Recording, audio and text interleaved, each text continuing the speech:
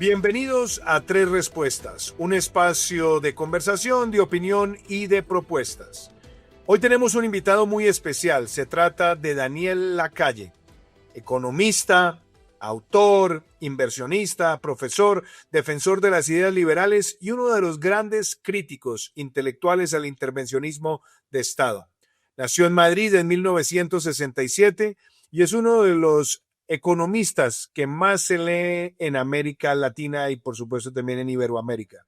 Sus textos han sido citados por varios líderes políticos, entre ellos Javier Milei, y nos complace mucho tenerte apreciado, Daniel, en Tres Respuestas. Muchas gracias por estar acá. Muchísimas gracias, presidente. Es todo un honor estar aquí. Bueno, yo quiero arrancar con la pregunta habitual. Cuéntanos un poco del recorrido de tu vida. Cuando te preguntan quién es Daniel Lacalle, ¿cómo defines toda esta larga trayectoria de tantos méritos y éxitos académicos? Pero cuéntanos también de tu entorno, dónde creciste y cómo ha sido ese proceso de vida. Yo nací en Madrid en 1967 y tuve la oportunidad desde pequeño de viajar mucho por el mundo. Mi padre estaba en el mundo de la aeronáutica y he vivido pues en Reino Unido, en Estados Unidos, en Francia, en distintos países. Estudié empresariales y económicas, ciencias empresariales y económicas, terminé y empecé a trabajar inmediatamente en el sector del petróleo, en el que empecé en el área de finanzas internacionales y trading, y luego estuve a cargo de África y Oriente Medio y pasé después a presidencia y a estrategia, una época muy interesante. Y después, en ese periodo, pues también hice mi máster, mi MBA, luego mi doctorado, etcétera. Y en ese periodo me ofrecieron la oportunidad de cambiar radicalmente y poder trasladarme a Londres, a la City de Londres como analista en un banco de inversión. Lo hice, tomé la decisión después de 10 años en el mundo del petróleo y muy rápidamente pasé a que me hicieran una oferta para entrar en un fondo de inversión, Citadel. De Citadel estuve en Ecofin, después en PIMCO, ahora en Tresis, y en ese periodo pues empecé a escribir libros que algunos de ustedes conocerán y a divulgar, etcétera, y compagino lo que es la inversión, el análisis macroeconómico y político y financiero con lo que es divulgar y escribir. Pues a mí me parece muy interesante toda esa trayectoria y obviamente también a muchos de tus lectores. Cuando uno ve la evolución de tu obra, yo no puedo dejar de preguntarte algo. Para algunos eres un liberal clásico, para otros eres un libertario. ¿Cómo Sí. te defines intelectualmente, Daniel? Pues es una buena pregunta, porque yo siempre pienso que los que defendemos las ideas de la libertad no deberíamos estar poniendo etiquetas. Yo creo que mis ideas en general pues son de un liberalismo pragmático. Yo creo en los procesos de liberalización y creo además en la importancia de llevarlos a cabo desde la política, como tu presidente bien sabes. Y por lo tanto, pues obviamente desde un espíritu que es muy cercano a lo que es la escuela austriaca y pues las ideas libertarias, pero siempre desde un punto de vista pragmático. Por lo tanto, yo diría que liberal pragmático y obviamente también con un espectro en cuanto a lo que podemos llamar ideología, no solamente en lo económico, sino en lo que es la configuración de la sociedad, que podría ser pues lo que consideramos centro derecha, ¿verdad? Y por esa misma línea, debería preguntarte, ¿cómo estás viendo la evolución pragmática de estas ideas, por lo menos en los giros políticos que se están dando también en Iberoamérica? He visto cómo el presidente Milei tiene gran admiración por ti, te ha mencionado varios discursos. Hay escritores y analistas como Axel Kaiser, que también es un buen amigo que te cita con frecuencia. He visto también a presidentes en Centroamérica que hablan de tus obras cuando quieren tratar de argumentar sobre una reducción del tamaño del Estado y también en reducir el intervencionismo de Estado. ¿Cómo estás viendo esta especie de resurgir de las ideas liberales clásicas desde la óptica de la política pública de quienes están ganando elecciones en Iberoamérica? Yo creo que es muy ilusionante ver cómo por fin nos damos cuenta de que la combinación de lo que son las ideas de la libertad con unas propuestas de proyecto de Estado, de proyecto de país, que van más allá de lo puramente económico, de lo puramente monetario, está calando y está calando muy fuerte entre la juventud en particular.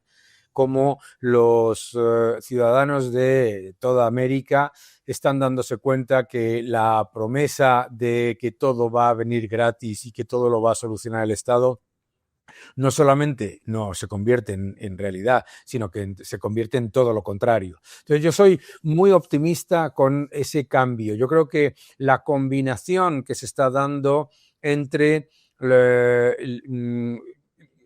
entre ideas más libertarias, liberales, con ese centro derecha que ofrece también un proyecto de Estado, que yo creo que es muy importante, eso está haciendo un gran cambio y estamos viendo que gente en toda América que antes parecían haber, digamos, decidido no dar la batalla cultural, están empezando a hacer pues, lo que tú haces, presidente, dar la batalla cultural, recordar que las ideas de la libertad no solamente son más eficientes desde un punto de vista económico, sino moralmente superiores, también mostrar a los ciudadanos que lo que genera progreso real y mejora de los salarios reales, de las circunstancias de los ciudadanos más desfavorecidos y la reducción de la pobreza es la apertura económica, la mejora de la libertad, la desregulación y facilitar que crezcan las empresas, que llegue la inversión. Entonces yo creo que eso es muy positivo. Cada país con distintos niveles, más obviamente en Argentina, después de la debacle que sufrió con el kirchnerismo, pues las políticas son más radicales porque tienen que ser más urgentes. El caso de Chile a lo mejor es menos, etcétera, etcétera. Yo creo que eso es muy positivo y lo estamos viendo poco a poco y creo que además las ideas de la libertad están ganando por goleada en las redes sociales, en los medios de comunicación independientes, en el imaginario público, sobre todo entre los jóvenes, y creo que eso es muy, muy positivo. Antes de dar el salto sobre esta brillante descripción de el enfoque de las ideas liberales hoy y traerlo al plano latinoamericano, quiero preguntarte por España, Sí. donde obviamente yo podría decir, y lo digo quizás sin temor a equivocarme, que el más liberal de los últimos presidentes que ha tenido el gobierno español ha sido nuestro amigo en común José María Aznar. Aznar ha sido realmente un defensor de estas ideas, pero también me deja a mí como la impresión que en los últimos años en España se ha ido como afinando esa guerra cultural donde las políticas de Pedro Sánchez y muchos de sus miembros de coalición han tratado de radicalizarse y han tratado como de fidelizar una base y todavía no ha sido posible obtener las mayorías para ganar el gobierno en España por parte de quienes defienden mucho más las posturas que tú has descrito. ¿Qué hace falta para ganar esa guerra cultural en España, esa batalla cultural? ¿Y cómo evitar que se caiga en lo que algunos llaman el narcisismo de las pequeñas diferencias, donde en el lado de la izquierda más radical tienen sus propios odios, pero una pequeña coincidencia los unifica monolíticamente, y en el lado del centro derecha una pequeña diferencia los hace insalvables? ¿Qué hace falta para dar esa victoria ya?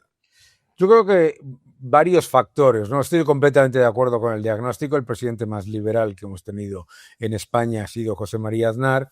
Y el haber pertenecido, el haber llegado a entrar en la Unión Europea, en el euro, etcétera, que fueron grandes éxitos de España, que fue poco a poco pasando de ser un país, digamos, pues poco relevante a un país que entraba dentro de una liga completamente diferente.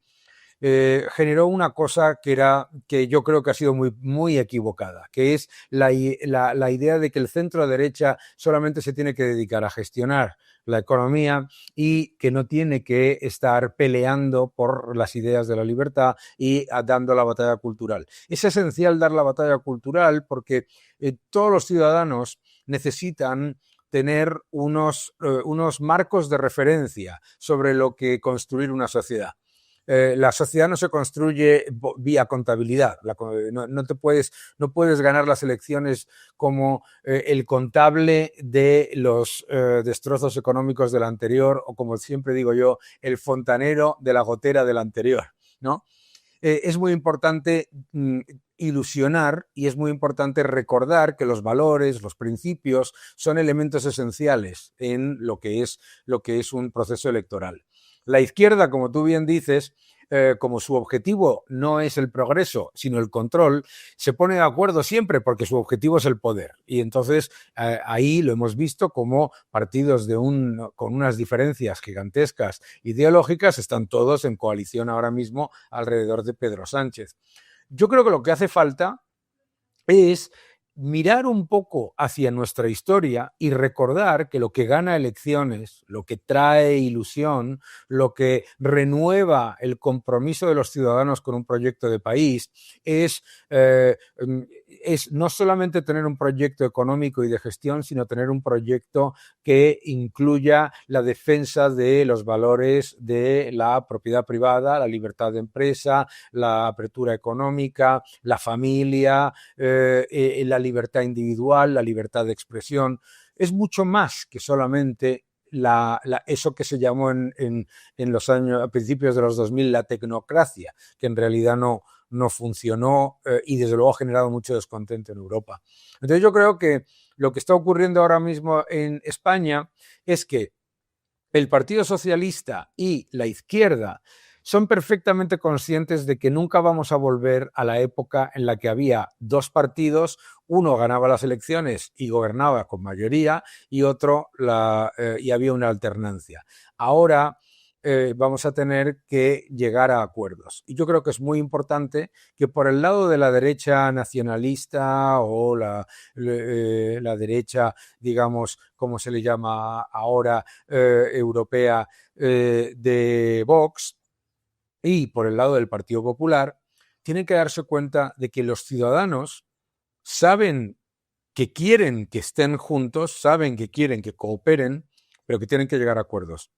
Y que no puede ser una política en la que, como bien dices tú, se trate constantemente de mostrar el grado de diferencia que nos separa cuando lo que hay es un proyecto común en el que estamos todos de acuerdo. Entonces yo creo que hay que presentarle a los ciudadanos españoles algo más que votar en contra del gobierno y del incumbente. Hay que presentarle un proyecto que diga, igual que yo era un chaval y vi cómo era primero que España estuviese dentro de la Unión Europea, después que estuviese dentro del euro, después que participase, que entrase en la OTAN, etc. Toda una serie de baremos. Y parece a veces como que los españoles, ante tantos éxitos de progreso, pues a partir del 2008, más o menos, pues como que España digamos que se paró en cuanto a buscar un proyecto de país. Yo creo que ese es el objetivo. Creo que el Partido Popular y Vox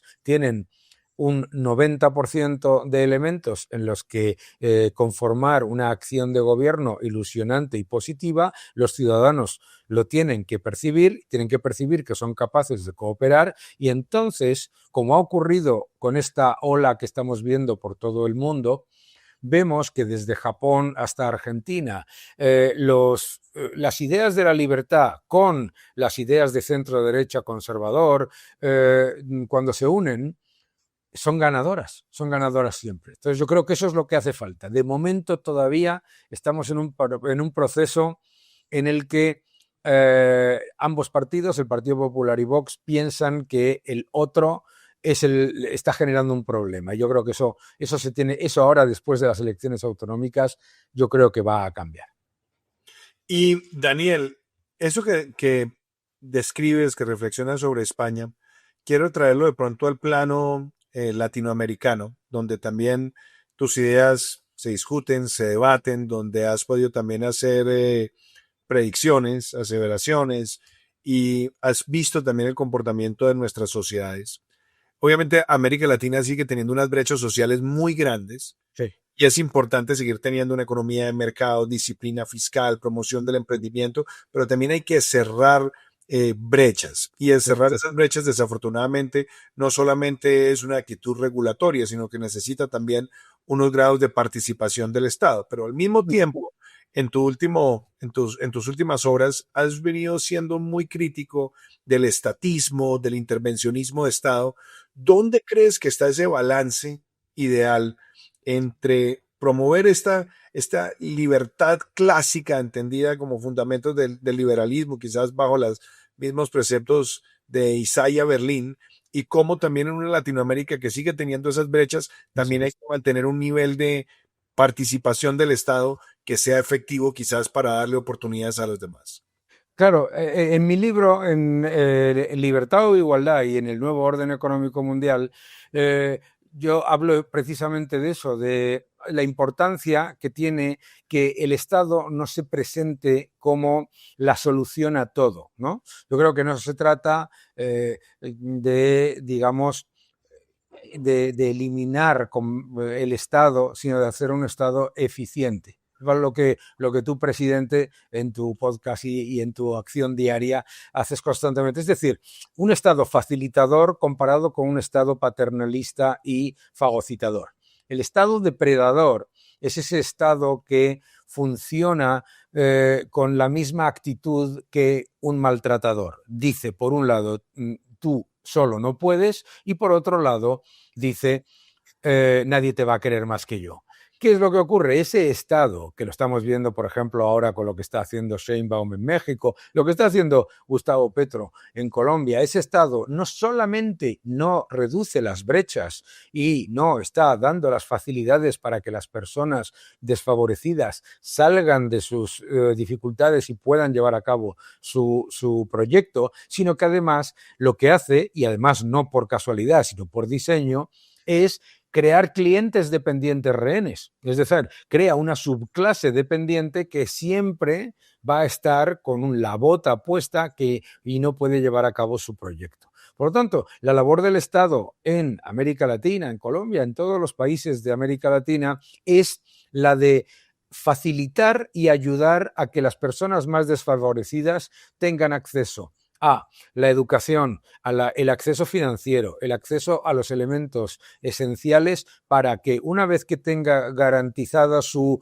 subsistencia y unos elementos básicos para ponerse en marcha, pueda llevar a cabo su proyecto, su pequeño negocio se convierta en una pequeña empresa, su pequeña empresa se convierta en una empresa mediana, encuentre un empleo de mayor calidad que le sirva para además darle mayor educación a sus hijos. El Estado tiene un elemento ahí esencial, que es el de crear ciudadanos libres y además capaces de llevar a cabo su proyecto y, por supuesto, dar una protección social que sirva para que los que son más desfavorecidos no se queden estancados en la miseria, pero que no sirva para ser un sistema asistencialista que lo que hace es que las personas nunca salgan de ese problema. Esa es, yo creo, que la labor de un Estado que es lo que es un Estado liberal, un Estado que lo que busca es que los ciudadanos salgan de la pobreza y se conviertan en ciudadanos libres económica y personalmente, y con ello la sociedad sea más próspera. La razón por la que el socialismo necesita estar constantemente haciendo pobres y manteniendo a los pobres es precisamente porque su objetivo no es el progreso, sino el control. Entonces, la labor del Estado está, pero no puede ser, como decía Benedicto XVI, el Estado no puede crear hombres felices, el Estado no puede dar la felicidad y no puede darlo todo a los ciudadanos. Y cuando el Estado se presenta como el que lo va a dar todo, se convierte en un monstruo que actúa contra sus propios ciudadanos. Y ese es el problema. Entonces, yo creo profundamente, pues le hablaba antes de liberalismo pragmático, creo en un Estado que ayuda de manera eficiente a que, por un lado, los más desfavorecidos salgan del problema de pobreza que tienen. Segundo, que permite que las clases medias pasen a ser clases medias altas, que las clases altas tengan más capacidad de invertir, que los pobres tengan más capacidad de ahorrar y de crear su propio futuro. Es decir, progreso en vez de control. Yo quiero hacerte ahora unas preguntas que combinan a Daniel Lacalle, el intelectual, con Daniel Lacalle, el analista y el inversionista. Mm. Y espero, digámoslo, que nos des como algunas ideas precisas de opinión, pero también de cuáles crees que pueden ser consecuencias o riesgos, etcétera. Entonces, arranco, por ejemplo, por una. Hemos visto en el último año y medio esta idea de guerras comerciales ahora intensificadas con aranceles aquí, aranceles allá, el uno pone, el otro pone más, después negocian. ¿Qué opinión tienes de estas pujas arancelarias que han desatado las guerras comerciales? Porque de alguna manera yo creo que son también contrarias al liberalismo clásico. Es decir, Sí, si cuando el Estado empieza a defenderse con medidas tarifarias, pues es una forma de intervencionismo también. ¿Qué claro. opinas de esto? Bueno, yo primero obviamente estoy de acuerdo. Mucha gente piensa que porque yo entiendo la posición del presidente Trump, que yo defiendo los aranceles como concepto. No, yo no defiendo los aranceles. Yo quiero que no haya aranceles para nada. Yo estoy defensor del libre comercio absoluto. ¿Cuál es el problema? El problema es que en los últimos 20 años nos hemos acostumbrado a un comercio que no tiene absolutamente nada que ver con lo que David Ricardo mostraba de la cooperación libre entre empresas, entre las barreras no arancelarias, las barreras regulatorias, las barreras legislativas, etcétera, que ponen los estados tratando de elegir ganadores y perdedores, y los aranceles que también se ponen, aunque luego no se les llame aranceles. Por ejemplo, en la Unión Europea el impuesto al CO2 es un arancel, ¿no? Etcétera, etcétera. ¿Qué es lo que ha ocurrido? Pues que poco a poco, desde el año 2001, se han ido levantando barreras arancelarias y no arancelarias en todo el mundo bajo una premisa, que era la siguiente. Todo el mundo se intenta proteger del avance de las empresas estadounidenses, mientras a la vez se le da enormes facilidades a las empresas chinas para crecer, expandirse, etcétera, a la vez que la economía china, desde el año 2008, no ha hecho otra cosa que cerrarse. Entonces, la posición en la que estamos ahora es una posición en la que aunque no es una posición de libertad absoluta, es una posición en la que por lo menos ya son negociaciones bilaterales que permiten que las dos partes estén contentas. El problema de las negociaciones multilaterales es que lo que hemos visto en los últimos 20 años ha sido que le hemos literalmente, y en Europa en particular, regalado el futuro de la industria, de la tecnología, de la agricultura y de la ganadería a China a cambio de nada. Y cuando digo nada es que, claro, siempre se habla de un enorme mercado en China, hasta que cuando las empresas empiezan a exportar se dan cuenta de que China es un país gigantesco y maravilloso, pero los ciudadanos chinos no consumen prácticamente porque ganan muy poco. Entonces, se trata de reequilibrar la balanza. Y yo creo que vamos a un sistema, no ahora, porque lo que hemos tenido primero ha sido el golpe encima de la mesa, pero creo que vamos a un sistema que va a ser más justo, más abierto y que va a permitir, sobre todo va a permitir que la apertura comercial no suponga un jugar en un partido en el que en la cancha del país nuestro, sea Colombia, España o el que sea, hay un montón de trabas en los pies de los jugadores, y en la cancha de China está todo abierto. Entonces yo creo que eso es muy importante. Y sobre todo, ¿por qué? Porque hay que ser consciente que China Yo pensaba, cuando empezó la apertura económica, pensaba que China se iba a abrir y que dentro de 20 años iba a ser una economía mucho más abierta, y lo que ha hecho ha sido lo contrario. Entonces yo creo que esa es la situación. ¿Me gustan los aranceles? No, pero sí creo que cuando estás tratando con una economía como la China, una economía como que se había acostumbrado, como es la europea, a ser una economía que es como un centro comercial en el que todas las tiendas de dentro del centro comercial pueden comerciar entre ellas, pero no comercia nadie de fuera, o muy pocos. Y desde luego con muchas barreras, y lo saben todos los aliados de América Latina. Entonces yo creo que vamos a un entorno mejor, más liberalizado y más justo, porque lo que sabemos ya no es una cuestión de debate, y es que en China, en Rusia, en los países que tienen China, Rusia, Brasil, Sudáfrica, Indonesia, los países que tienen más barreras al comercio no arancelarias y arancelarias, no las van a cambiar. Entonces es hacerlo más justo y más equilibrado. Yo creo que eso va a ser muy positivo para América Latina, muy positivo para Europa y también para Estados Unidos, claro. Esto me lleva, porque has mencionado China en varias ocasiones, a tocarte también algo relacionado con el título de tu último libro. Y es, estamos en este momento en un debate mundial sobre si hay un cambio del orden global. Mm. Pues el discurso de Mark Carney, que fue tan importante hace ya unos meses, unas semanas. Hemos visto también cómo desde el sur global se está hablando también de este nuevo orden. Hemos visto una crisis del multilateralismo y el surgimiento de un minilateralismo, de identidades más específicas, con organización menos burocrática, más liviana.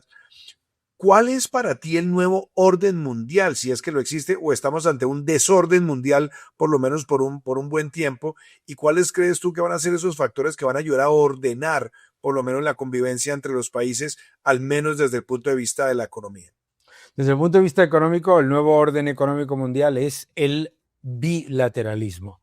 Es básicamente, estamos en un entorno en el que hay dos hegemonías, China y Estados Unidos, que no son como eran la Unión Soviética y Estados Unidos, dos sistemas opuestos en lo social y en lo económico, sino que China y Estados Unidos son dos países capitalistas en lo económico, pero que tienen diferencias fundamentalmente en lo social, que tienen liderazgo en energía, en tecnología y en finanzas, los dos.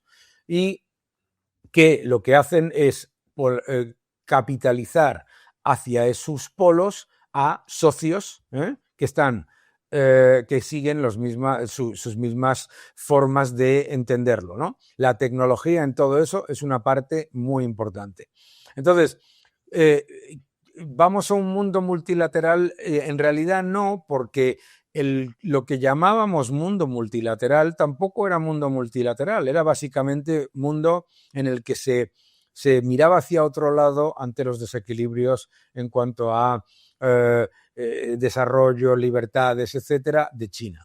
Y esos dos polos atraen a unos países y separan a otros. Y se están separando ambos, China y Estados Unidos, porque China poco a poco va intentando conformar su propio entorno financiero con resultados de momento inexistentes, y Estados Unidos, por supuesto, tiene la moneda reserva del mundo y intenta mantener el otro. Y se parece más al mundo que vivimos en los años 80, es decir, el nuevo orden económico mundial se parece bastante más al pasado que al pasado reciente. Esa es básicamente la idea de mi libro. Y eso no significa que no se vaya a cooperar entre China, Rusia, India y Estados Unidos, Europa, América Latina, sino que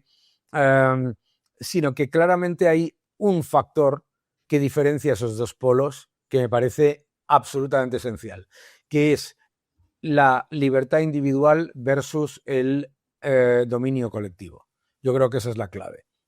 Entonces, a partir de ahí, cada uno obviamente puede intentar buscar la mejor manera de navegar. Habrá países que sean más neutrales, habrá países que sean más, digamos, orientados hacia un lado o hacia el otro, pero eso es lo que yo creo que es hacia dónde vamos. Y es importante recordar que esto no empezó con el presidente Trump, sino que esto viene de antes.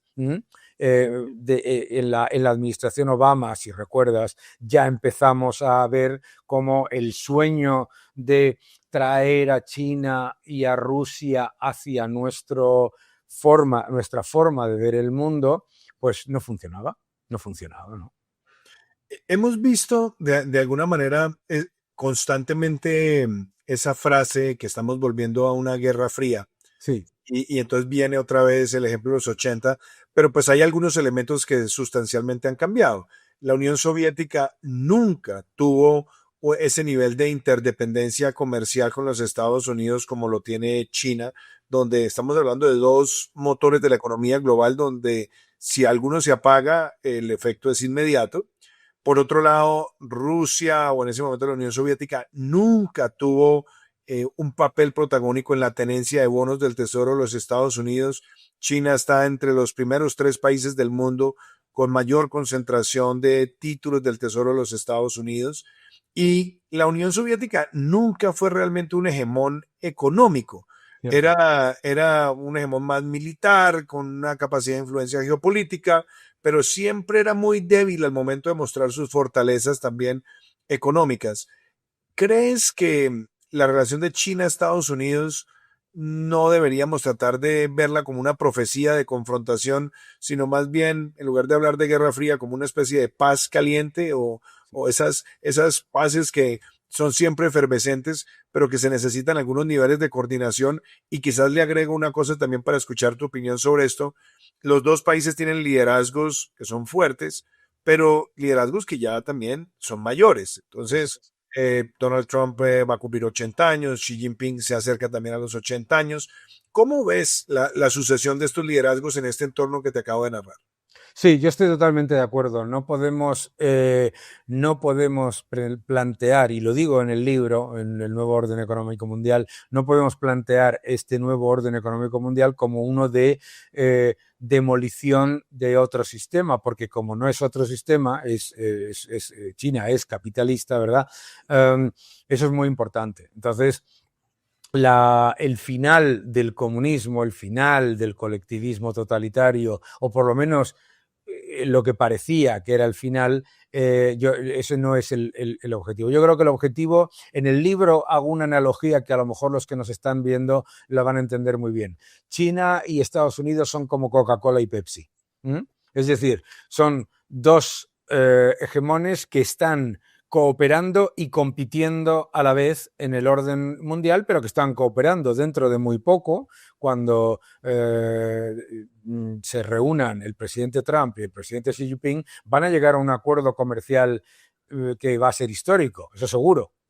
Entonces, efectivamente, estoy completamente de acuerdo. No podemos plantear el futuro como uno u otro, pero sí qué es lo que le interesa a mi país o a mi economía o mi forma de ver la economía, si me parece que es más adecuado para conseguir mayor libertad, mayor crecimiento, mayor empleo y mayor inversión, etcétera, estar más cerca de uno o de otro. Y eso ya a partir de ahí, pues obviamente habrá gente que dirá, yo preferiría un sistema como el chino. Pues hombre, la verdad, yo particularmente no, porque como liberal lo veo como un sistema de control social extremadamente peligroso. Pero es verdad que no es una guerra fría, sino digamos que una competencia templada, si puede llamarse, ¿no? Y Daniel, hablemos también de el mercado, los mercados energéticos y hablemos de petróleo. Tú has pasado muchos años de tu vida en este sector, lo conoces bien, sabes las tendencias.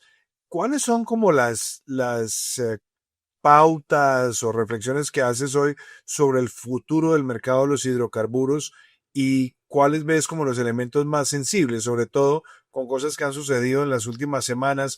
Por un lado, yo creo que la presencia de Estados Unidos en Venezuela, en Irán, va a estar teniendo efectos en quizás quitarle también acceso a China a una de sus principales fuentes de hidrocarburos.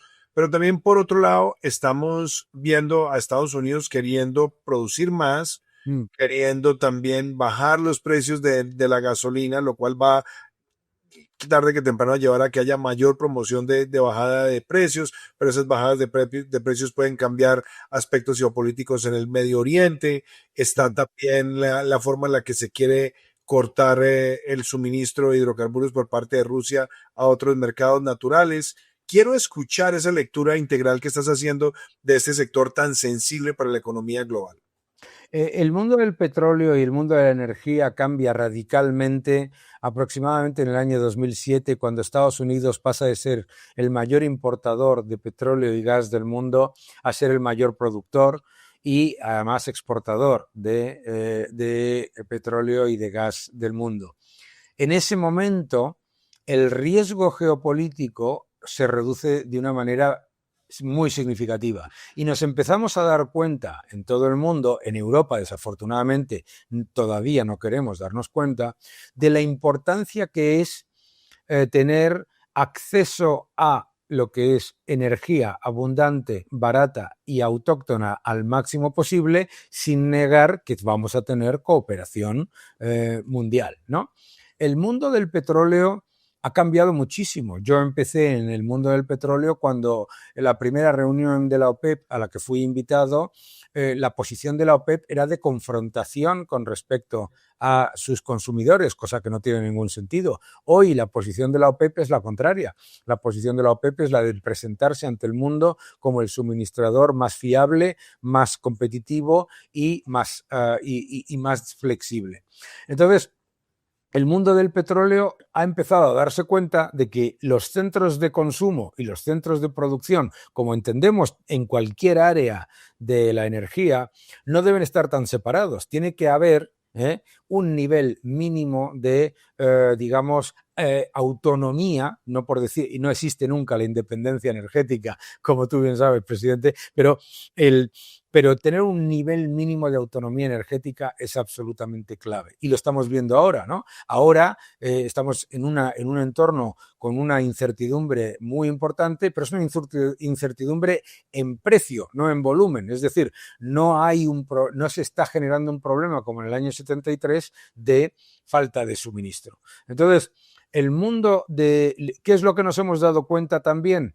Que en los últimos años, lo que yo decíamos en nuestro libro de La madre de todas las batallas, que vamos a necesitar todas las fuentes de energía, que no se puede ideologizar la energía, que vamos a necesitar petróleo, que vamos a necesitar gas natural, que vamos a necesitar renovables, eólica, solar, que vamos a necesitar hidráulica, que vamos a necesitar nuclear, porque con el avance de la tecnología, con el avance de las necesidades energéticas para niveles monetarios, informáticos, etcétera, con todo lo que se necesita, con lo que necesita la propia China, el lujo de renegar de una tecnología es algo que no está en la mente de alguien que sea medianamente lógico con respecto al mundo. Y yo creo que estos conflictos nos dan sorpresas, ¿no?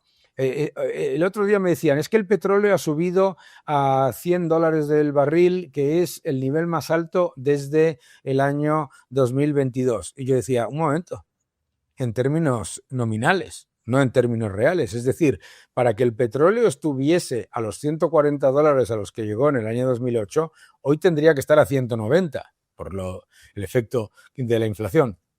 Y también es importante que la gente se dé cuenta que estos efectos, la guerra de Ucrania, el 2008, etcétera, duran muy poco, porque inmediatamente todas las cadenas de suministro, lo acabas de comentar tú, se ponen a funcionar y ahora mismo es rentable cualquier pozo en Texas, ¿no? Entonces yo creo que vamos a ver, yo creo que estamos desideologizando la energía, que es algo muy importante para garantizar la seguridad de suministro y la competitividad, que es lo que debe dictar una política energética. Daniel, ya nos estamos acercando al final de esta conversación, nos quedan unos minuticos y quiero pasar de pronto al plano también de Daniel Lacalle, el intelectual. ¿Qué estás leyendo y qué recomiendas? ¿Qué en este momento te está inquietando? ¿Qué tienes por ahí en la mesa de noche subrayado con algún separador? Pues mira, tengo aquí varios libros muy interesantes, ¿eh? Este es buenísimo, de Taleb. Tuve la oportunidad de estar con Nassim Taleb hace poco y me está encantando. Fooled by Randomness. Ajá. Es una ¿Ese visión. ya tiene, es una nueva versión? No es una nueva versión. Es que me lo regaló, ¿eh? Estábamos hablando, me lo regaló. Ok, listo. Coincidí con él en la Montpellerin, me lo regaló y es un libro que no había leído y me ha encantado, me ha encantado. Otro libro que me parece que es muy interesante sobre el tema comercial está aquí, es este libro de Robert Lighthizer, que es No Trade is Free, que es sobre el entorno comercial sobre lo que comentábamos antes, ¿no? De todo este batiburrillo que estamos viviendo con la política comercial global. Ahora que mencionabas lo de Bob Lighthizer, él fue USTR de Trump en la primera administración y yo creo que sigue siendo una fuerza intelectual detrás de muchas de las premisas que tiene hoy el movimiento MAGA en torno al comercio internacional. Y además es interesante leerlo porque yo, por ejemplo, hay varias cosas con las que cuando lo leo digo, pues no estoy de acuerdo, pero por lo menos hay un montón de cosas que dices, oye, pues en esto tiene toda la razón. En esto tiene toda la razón. Hay un capítulo en el que explica toda la cantidad de litigios en la Organización Mundial del Comercio con China y dices, bueno, pues aquí hay un montón de cosas que son interesantes. Luego hay otro que me encanta, que es este libro que está ahí detrás, que se llama Equal is Unfair, que es sobre, para demostrar que lo que nosotros tenemos que buscar no es la igualdad, sino la equidad, la igualdad de oportunidades, no la igualdad de resultados, no. Y eso es muy importante. Equal is Unfair es un libro fantástico. La desigualdad mimética es uno de los mayores factores de progreso. Yo te conozco a ti, digo, yo podría intentar alcanzar ese nivel de éxito conociendo el ejemplo de alguien que ha llegado hasta ahí, ¿verdad? La desigualdad mimética es lo que lleva al progreso. Yo conozco un amigo que ha montado una empresa y le ha ido muy bien. Voy a montar yo una empresa, ¿por qué no lo voy a hacer? Etcétera. Sin embargo, la búsqueda de la igualdad de resultados es un desastre siempre porque el Estado solamente puede igualar a la baja. Y no puedo terminar sin hacerte la pregunta habitual, porque cuando se empieza a publicar libros de tantas ideas, eso se publica el libro y está uno pensando en el siguiente. Sí. Es como los músicos. Entonces, ¿en qué estás en este momento enfocándote para la siguiente publicación? Yo estoy planteándome escribir otro libro sobre energía, hablando sobre la siguiente revolución energética a la que nos podemos enfrentar en los próximos años y la gigantesca necesidad de diversificar las fuentes de energía y de fortalecer las cadenas de suministro ante el avance de la inteligencia artificial y de los centros de datos y todo esto. Creo que por ahí va a ir la cosa, porque he estado escribiendo y ya más o menos creo que por ahí irá. Pues apreciado Daniel Lacalle, muchísimas gracias por estar con nosotros en Tres Respuestas. Gracias por toda esa brillante carrera intelectual y también en los mercados. Pero además felicitación por la batalla cultural que la da siempre con altura, con argumentos, y creo que eso es muy importante en el mundo en el que vivimos, donde hay tanta polarización y tanta demagogia. Muchísimas gracias y es un placer tenerte en este podcast. Muchísimas gracias, presidente. Todo un honor y lo mismo. Muchísimas gracias por tu labor porque es absolutamente esencial y muy valiosa. Gracias.